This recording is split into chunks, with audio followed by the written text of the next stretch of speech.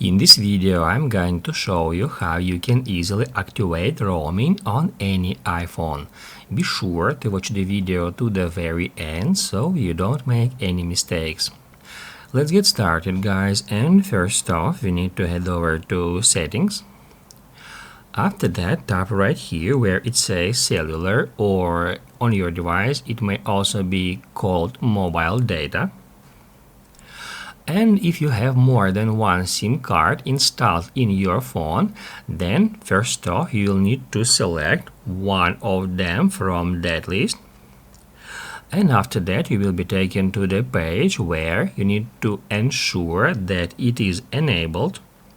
And after that, in this list you can easily find this option, which is called data roaming, and by turning it on or off we can easily activate or deactivate data roaming for this line. Basically, guys, that's it. So if this video was helpful for you, don't forget to hit the like button.